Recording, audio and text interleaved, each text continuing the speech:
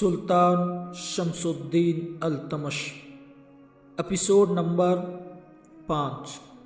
बधवा की माँ तो बेहद घबरा गई। वो राम राम करती कानों को छूती बधवा के बाप को खबर करने दौड़ी। कुछ ही देर बाद बधवा का अधेड़ उम्र बाप छड़ी हाथ में लिए बधवा को पीट रहा था। हरामखोर, तूने पूरे परिवार का धर्म भ्रष्ट कर दिया। अब भगवान जाने क्या होगा। मैं तुम्हें जान से मार दूंगा। मैं तुम्हें नहीं छोड़ूंगा। तू कमीना है, तू बदबख्त है। वो बधवा को पीटता भी जा रहा था और गालियां भी देता जा रहा था। बधवा इतना बड़ा हो गया था लेकिन अभी तक वासु से मार खाया करता था। वासु को मालूम नहीं था कि उसके घर में पैदा होने वाला बच्चा कोई मामूली इंसान नहीं बल्कि एक निहायत ज़हीन, फितीन और काबिल जवान है। अपने घर और अपने गांव में इसकी कुछ इज्जत ना थी। सब लोग उसे एक अक्खड़ और बदमिजाज लड़के से ज़्यादा कुछ ना समझते थे। वो एक आवारा और निकम्मा नौजवान था। यही वजह थी कि ज़रा ज़रा सी बात पर उसका बाप उसे पीटता और बेपनाह गालियों से उसकी तवाज़ु करता। बधवा का बाप हस्बे मामूल अपने 22 साल नौजवान बेटे को पीट रहा था। बधवा ने जवाबन बाप से कुछ ना कहा। वो ढटाई से मार खाता रहा और सिर्फ इतना कह रहा था, अच्छा बाबा अब नहीं करूँगा, गलती हो गई, माफ़ कर दो। अच्छा बाबा अब नहीं करूँगा। माफ़ी? अब तुम्हें कहाँ मिल सकती है माफ़ी। अब तो सुबह बूढ़े कांचू से बात करूँगा, देखूँगा क्या होता है। तू नहीं बचेगा और हम भी नहीं बचेंगे। बरहमनों तक बात पहुँची तो सबकी खाल खिंचवा देंगे। बीच चरवाहे के तख्तों से बांध कर हम पर कुत्ते छोड़ देंगे। हमारी आंखें निकलवा देंगे, हाथ पांव काट देंगे। तुम जानते नहीं तुमने कितना बड़ा पाप किया है। बधवा को अब एहसास हुआ कि वो कितनी संगीन गलती कर चुका है। ऐसा तो उसने सोचा ही नहीं था। अब जब उसने सोचा तो उसे अपने बाप की सारी बातें सच लगने लगी। सचमुच ऐसा ही होगा। वो जानता था उसके बचपन में कालू दादा को ब्राह्मणों ने ऐसी ही सज़ा दी थी। कालू दादा का जुर्म क्या था? उसने एक ब्राह्मण को नदी पार करवाई थी और बीच दरिया की जब कश्ती उलट गई तो उसने डूबने वाले ब्राह्मण को डूबने से बचाया और निकाल कर बाहर ले आया था। ब्राह्मण नौजवान ने उसकी लाख सिफारिश की लेकिन महाकाल देव के पंडित उस अछूत का जुर्म माफ़ करने के लिए तैयार नहीं थे। हालांकि शास्त्रों में लिखा था कि शूद्र भी इंसान होते हैं। मुक़द्दस रामायण में लिखा था कि श्री रामचंद्र जी की नाव एक छोटी जात के मछीरे ही ने पार करवाई थी। लेकिन फिर भी महाकाल देव के पंडित अछूतों को हमेशा गुलाम रखने के लिए कालू दादा को सज़ा देने पर बजिद थे। कालू दादा की खाल खिंचवा दी गई थी। बधवा को सही मानों में अब अपनी गलती का एहसास हो रहा था। वो अपने बाप के कदमों में गिर गया और गिड़गिड़ा कर मन्नतें करने लगा, बाबा तुम मेरी गलती का जिक्र कांचू से मत करना। भगवान के लिए अभी तो किसी को खबर नहीं। तुम मेरी गलती पर पर्दा डालो। मैं फिर ऐसा नहीं करूँगा। मैं प्रायश्चित करूँगा। अपने इस पाप को धोने की कोशिश करूँगा। देवताओं को मनवा लूँगा। भगवान के लिए तुम किसी से मत कहना। माँ, बाबा को समझाओ ना, मुझसे पाप हो गया, इसका कोई तो उपाय होगा। अब बधवा रो रहा था। बधवा की माँ पीस चुकी थी। वो भी अपने शोहर की मन्नत करने लगी, वासु तुम किसी से मत कहना, मैं तुम्हारे आगे मिन्नतें करती हूँ। हम सब मिलकर इस पाप का प्रायश्चित करेंगे। लेकिन बधवा का बाप वासु अभी तक गुस्से में था। उसने गरजते हुए कहा, और उपाय बताएगा कौन? तुम्हारा बाप। आखिर प्रायश्चित कैसे करेंगे ये पूछने के लिए तो किसी धर्म प्रधान से बात करनी पड़ेगी। बधवा की माँ रुक गई, अपने शोहर की बात सुनकर सहम गई। लेकिन बधवा जो दिल से इन तुहम परस्तों को नहीं मानता था मुसलसल कहता रहा, नहीं नहीं ऐसा मत करना बाबा, भगवान के लिए ऐसा मत करना। इसका प्रायश्चित हम खुद करेंगे। हम किसी तरह भी करेंगे। देवताओं की बिन्नतें करेंगे, चढ़ावे देंगे। तुम कहो तो मैं ये बस्ती ही छोड़ दूंगा। फिर मेरे पाप का शराब तुम लोगों पर नहीं पड़ेगा। हमारी बस्ती, हमारा परिवार देवताओं के कुर्द से बच जाएगा। बेटी की बात सुनकर वासु सोच में पड़ गया। चंद लम्हे गुमसुम रहने के बाद एक लंबी सांस भरते हुए उसने बेदिली से कहा, हाँ यही एक उपाय है। तुम हम सबको छोड़कर चले जाओ।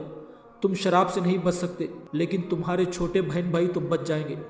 बधवा की माँ का दिल बैठ गया। वो तड़प कर आगे बढ़ी और बधवा को अपने बाहों में लेते हुए उसके बाप से कहने लगी, नहीं बधवा कहीं नहीं जाएगा। मेरा बेटा कहीं नहीं जाएगा। भगवान के लिए कुछ और सोचो। हाय भगवान हमारी मदद कर, हाय भगवान हमारी मदद कर। लेकिन वासु अटल फैसला कर चुका था। वो खुद ही अंदर कमरे में गया और बधवा का सारा ज़रूरी सामान उठा कर लाया। वो खुद गमज़दा था लेकिन धर्म के हाथों मजबूर था। उसने खटरी बधवा को थमाई और रोंदते हुए गले के साथ कहा, अब तुम जाओ, ज़्यादा देरी मत करो।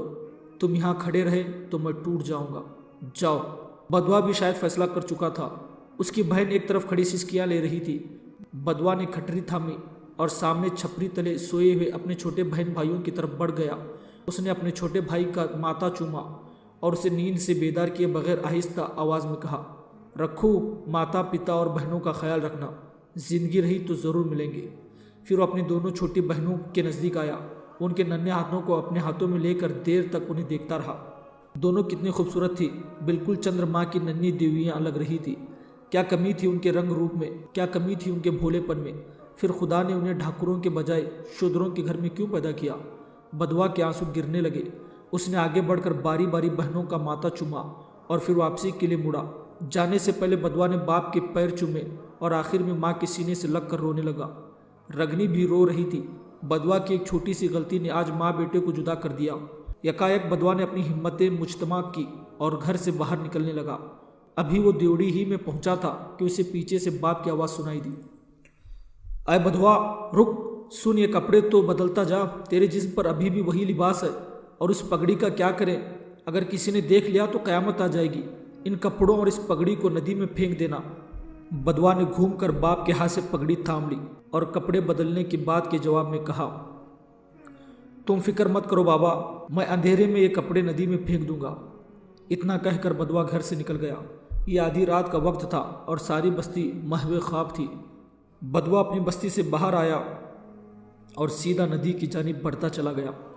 उसने बाप से वादा किया था कि वो खत्रियों का मुकद्दस लिबास नदी में बहा देगा। वो नदी के किनारे पहुंचा और कुछ देर गुमसुम खड़ा रहा। नदी का शफाफ पानी चांद की चांदनी में झिलमिल कर रहा था। उसने एक नज़र अपने लिबास पर डाली तो उसे दूध की तरह सफ़ेद कपड़े भी चंद्रमा की चांदनी जैसे ही महसूस हुए। अगले लम्हे उसने अपनी खटरी को देखा जिसमें उसका शूद्रों वाला लिबास था। बदवा ने कुछ सोचा और खटरी नदी में फेंक दी। अब उसके हाथ में सिर्फ ठाकुरों की पगड़ी थी। उसने पगड़ी सर पर लिपटी और एक नए आज़म के साथ नए रास्ते पर चल पड़ा। अब वो अछूत नहीं था। उसे फिक्र थी तो अपने बाएं कान की लोहे में मौजूद सुराख की। कान की बाली तो उसने कल रात ही फेंक दी थी, लेकिन बाली का सुराख वो छुपा ना सका।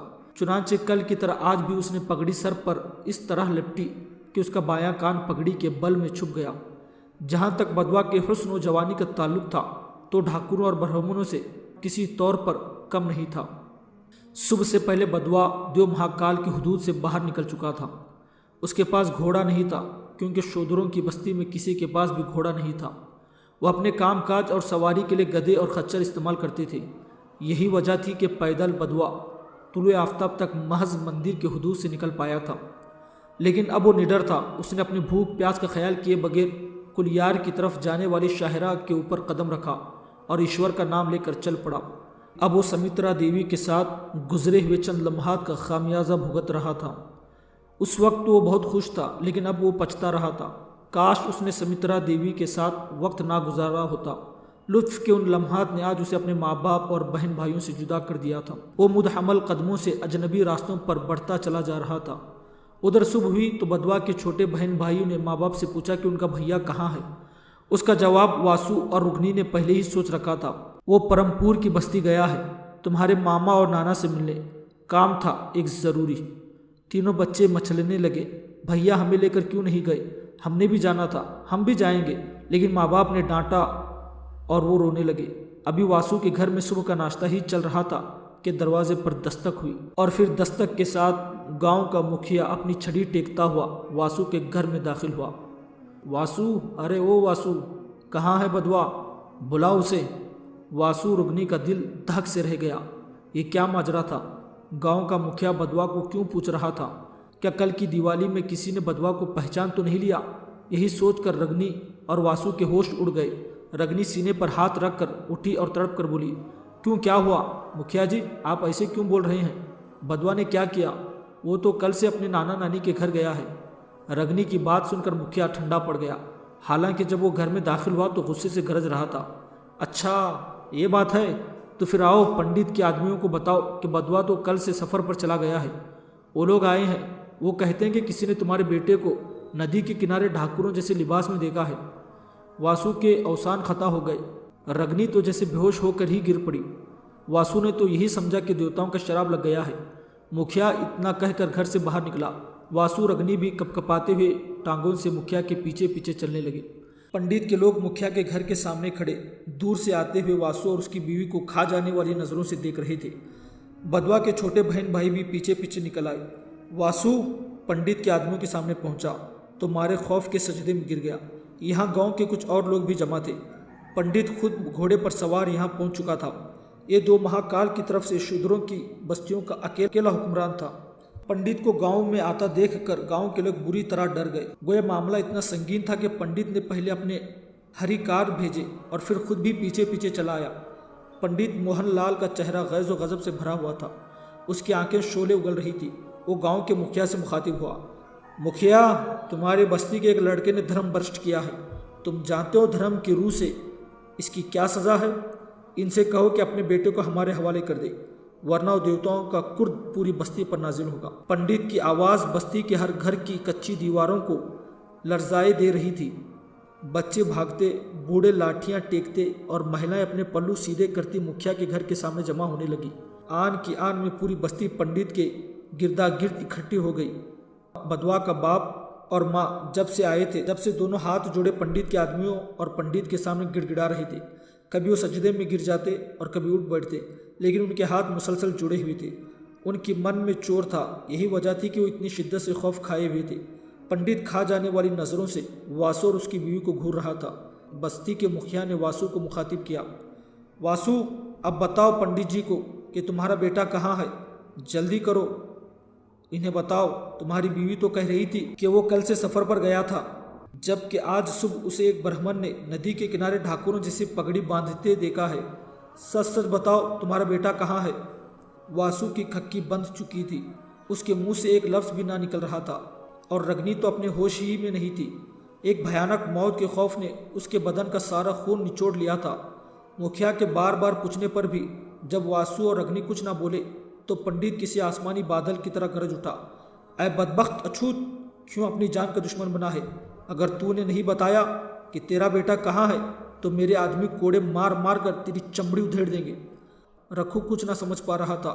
वो सोच रहा था कि आखिर बाबा मुखिया और पंडित को सच सच बता क्यों नहीं देता कि बदवा नाना नानी से मिलने गया है। अपने माँ बाप की हालत रखू से देखी ना गई। वो तेज़ी से आगे बढ़ा और मुखिया से मुखातिब होकर कहने लगा, मुखिया जी, आपको मेरी माँ ने बताया तो है भैया नाना नानी के यहाँ परमपुर की बस्ती गया है, फिर आप क्यों बार बार हमसे पूछते हैं? छोटे शूद्र लड़के की इतनी जुर्रत देखकर पंडित मोहनलाल गुस्से से पागल होने लगा। उसने अपने एक हरिकार को इशारा किया तो उसके हरिकार ने आगे बढ़कर वासु के छोटे भाई रखू को छड़ी के साथ पीटना शुरू कर दिया। ब्राह्मणों के सामने जुबान चलाता है, कचरे के पिल्ले। अगर तेरा भाई परमपुर की बस्ती गया है तो नदी पर वो कौन था जिसने अपने नीच कपड़ों की गंठरी पवित्र नदी में फेंकी है? इतना कहते ही पंडित के इशारे पर उसका एक और हरिकार आगे बढ़ा और उसने अपने हाथ में पकड़ी एक छोटी सी बोरी पिंडाल में लाकर रख दी। तब पंडित के हुक्म से गांव के मुखिया ने आगे बढ़कर उसकी बोरी को उलट दिया। अगले लम्हे बोरी से निकलने वाली गीली कटरी देखकर वासु गिर जाते बचा। ये तो वही कटरी थी जो उसने बांध कर बदवा को थमाई थी। अब वासु के परिवार का बचना किसी कीमत पर मुमकिन नहीं था। यकायक अपनी दुनिया तारीख होते देखकर वासु पंडित के सामने गिर पड़ा। गांव के सब लोग अपने कानों की लौओं को छू छू कर छी छी कर रहे थे। औरतों के चेहरे पीले पड़ गए। बच्चे मामले की हकीकत समझे बगैर थर थर कांपने लगे। खुद गांव का मुखिया इतना डर गया था कि उसने अपने हाथ में थामी लाठी नीचे फेंक दी। वासु और अग्नि जिंदगी की भीख मांगने लगे। गलती हुई महाराज, बदवा से पाप हो गया, क्षमा कर दीजिए। भगवान के लिए हम बदवा को पकड़कर आपके सामने पेश कर देंगे। क्षमा कर दीजिए, भगवान के लिए माफ़ कर दीजिए। पंडित मोहनलाल चौंक सा गया। उन लोगों का ज़रूरत से ज़्यादा डर देखकर उसने सोचा मामला इतना सीधा नहीं, कहीं कोई गहरी बात है। उसके तेवरी पर बल पड़ गए। कहीं ऐसा तो नहीं कि बदवा किसी दुश्मन के साथ मिलकर कोई साजिश कर रहा है। आखिर अछूतों वाले लिबास की खटरी फेंकने और ढाकुरों जैसा हुलिया अपनाने का क्या मतलब हो सकता है? बदवा किसी दुश्मन का जासूस तो नहीं था। क्या बदवा के माँ बाप कुलियार के राजा मंगलदेव के लिए जासूसी तो नहीं करते? और मंगलदेव ही क्यों, ये दिल्ली के मुसलमानों से भी तो मिल सकते हैं। जब से मुसलमान हिंदुस्तान में दाखिल हुए थे ज़्यादातर अछूतों ने ही उनका मजहब कबूल किया था। पंडित के मक्कार दिमाग में तरह तरह के ख्याल सांपों की तरह सर उठाते गए। अगर 2 महाकाल के साये में शूद्रों की एक बस्ती तक दिल्ली के सुल्तान शमसुद्दीन अल्तमश की रिसाई हो गई तो पीछे रह क्या जाता है। न जाने पंडित मोहनलाल क्या क्या अनाप शनाप सोच रहा था। 2 महाकाल का पंडित एक ऐसा शूद्र खानदान को क्यों कर जिंदा रहने देता जिस पर जासूस होने का शुबा हो सकता था। पंडित मोहनलाल के हुक्म से वासु के खानदान को गिरफ्तार कर लिया गया। गांव के मुखिया और दूसरे शूद्र पीले चेहरे लेकर थर थर काँप रहे थे। वो सब कांपते जिस्म और फटी फटी नज़रों से वासु के खानदान को तकलीफ दह तरीके से गिरफ्तार होता देख रहे थे।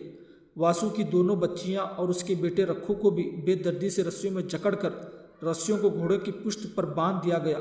आसमान की आंखें जरा भी ना पिघली। चित्रा 7 साल की थी और दिल्लारी 9 साल की। रखू दोनों बहनों से बड़ा था और वो अपनी उम्र के 12वें साल में था। पंडित के आदमियों ने घोड़ों की एड़ लगाई तो चतरा और दिल्लारी के मुंह के बल गिर पड़े। रगनी और वासु 2 कदम घोड़े के पीछे पीछे दौड़े, लेकिन फिर वो भी गिर गए और घसीटते चले गए। अलबत्ता रखू अपने हाथों से बंधी हुई रस्सी को हथेलियों में बल देते पूरी रफ्तार से घोड़े के पीछे पीछे दौड़ने लगा। बस्ती के सब बच्चों में वो तेज दौड़ता था। रखू के माँ बाप और बहनें नाहमवार जमीन पर बुरी तरह से घसीटती चली जा रही थी। मासूम बच्चों के चेहरे छिल गए थे और बेहोश हो चुकी थी। वासु और रगनी ने अपने चेहरों को जमीन से टकराने से तो बचा रखा था, लेकिन उनका पूरा बदन बुरी तरह से उखड़ चुका था। सब बस्ती वालों की आंखों में पानी भर आया। वासु के परिवार का अंजाम बहुत भयानक था। पंडित की रिहाइश तक पहुंचते पहुंचते वासु और उसकी बीवी भी बेहोश हो चुके थे। रिहाइश गाह के दरवाजे पर ही घोड़े रोक लिए गए। रखवा अभी तक सीने ताने खड़ा बुरी तरह हाँफ रहा था।